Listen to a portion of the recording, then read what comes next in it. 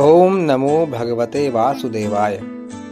प्रिय मित्रों, आपने भगवान विष्णु के वाहन श्री गरुड़ जी का नाम तो अवश्य सुना ही होगा, लेकिन क्या आप ये जानते हैं कि उनकी उत्पत्ति किस प्रकार हुई और वे भगवान विष्णु के वाहन किस प्रकार बने?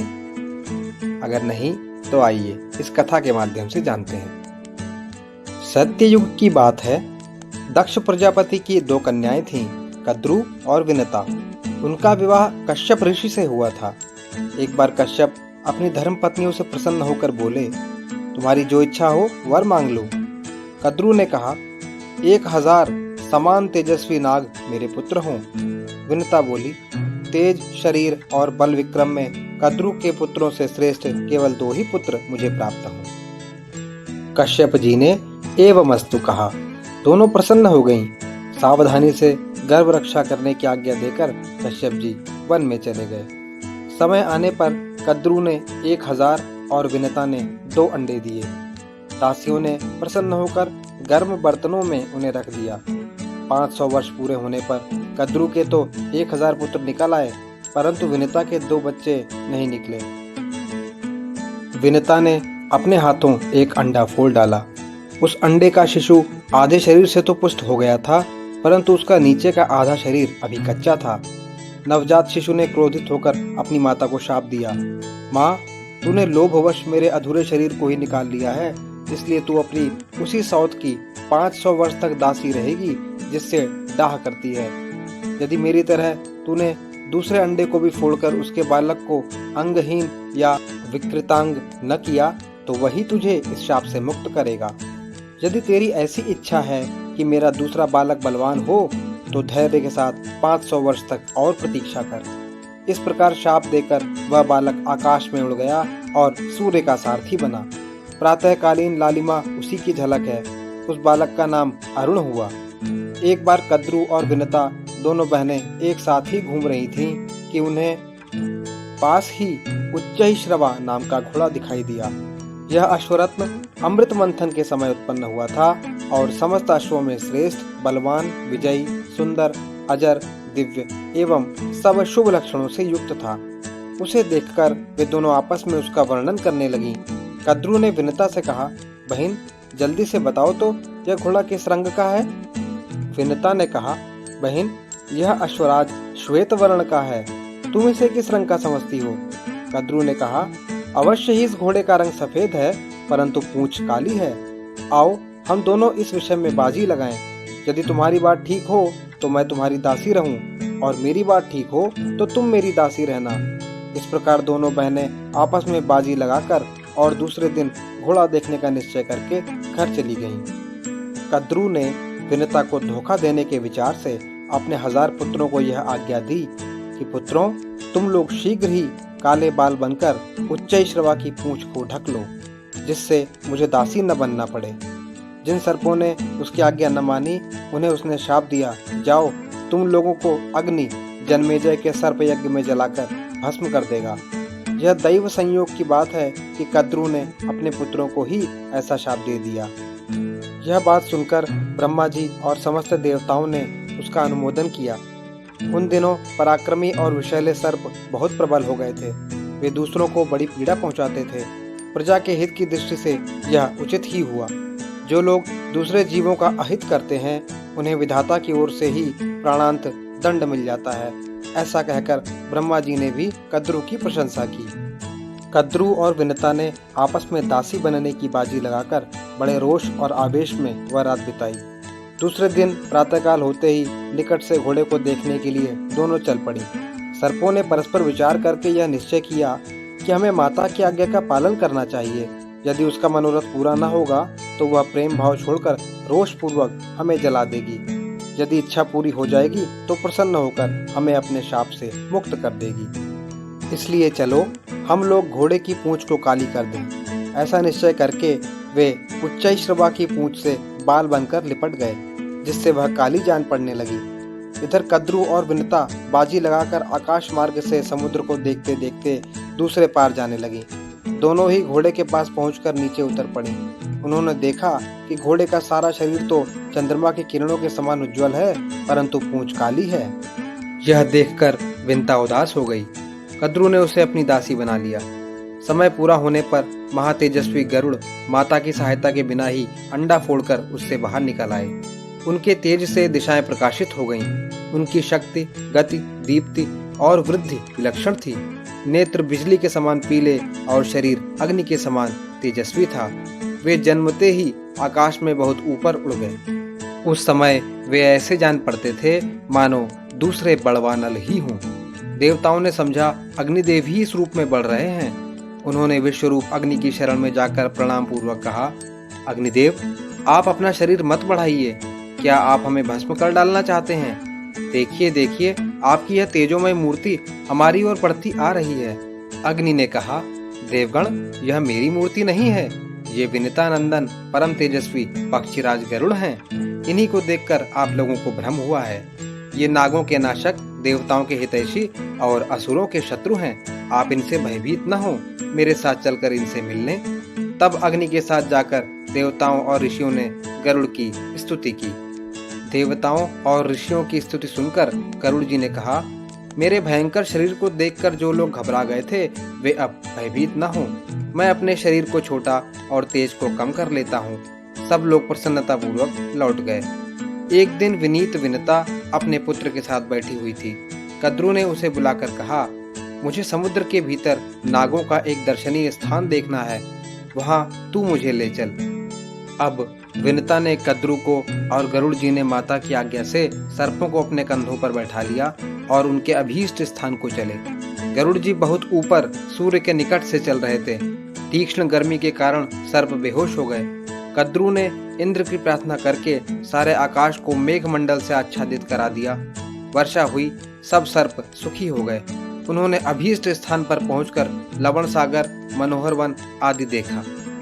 यथेच्छ विहार किया और खूब खेल कूद कर गरुड़ से कहा, तुमने तो आकाश में उड़ते समय बहुत से सुंदर सुंदर द्वीप देखे होंगे, अब हमें और किसी द्वीप में ले चलो। गरुड़ कुछ चिंता में पड़ गए। उन्होंने सोच विचार कर अपनी माता से पूछा कि माँ, मुझे सर्पों की आज्ञा का पालन क्यों करना चाहिए? विनिता ने कहा, बेटा, इन सर्पों के छल से मैं बाजी हार गई और दुर्भाग्यवश अपनी सौत कद्रू की दासी हो गई। अपनी माता के दुख से गरुड़ भी बड़े दुखी हुए। उन्होंने सर्पों से कहा, सर्पगण, ठीक ठीक बताओ, मैं तुम्हें कौन सी वस्तु ला दूं, किस बात का पता लगा दूं, अथवा तुम लोगों का कौन सा उपकार कर दूं जिससे मैं और मेरी माता दासत्व से मुक्त हो जाएं। सर्पों ने कहा, गरुड़, यदि तुम अपने पराक्रम से हमारे लिए अमृत ला दो तो हम तुम्हें और तुम्हारी माता को दासत्व से मुक्त कर देंगे। सर्पों की बात सुनकर गरुड़ ने अपनी माता विंता से कहा, माता, मैं अमृत के लिए जा रहा हूँ। ऐसा कहकर गरुड़ ऊपर की ओर उड़े। उस समय देवताओं ने देखा कि उनके यहाँ भयंकर उत्पात हो रहे हैं। देवराज इंद्र ने बृहस्पति जी के पास जाकर पूछा, भगवान, यकायक बहुत से उत्पात क्यों होने लगे हैं? कोई ऐसा शत्रु तो नहीं दिखाई पड़ता जो मुझे युद्ध में जीत सके? बृहस्पति जी ने कहा, इंद्र, तुम्हारे अपराध और प्रमाद से तथा महात्मा वालखिल्य ऋषियों के तपोबल से विंता नंदन गरुड़ अमृत लेने के लिए यहाँ आ रहा है। वह आकाश में स्वच्छंद विचरता तथा इच्छानुसार रूप धारण कर लेता है। वह अपनी शक्ति से असाध्य कार्य को भी साध सकता है। अवश्य ही उसमें अमृत हर ले जाने की शक्ति है।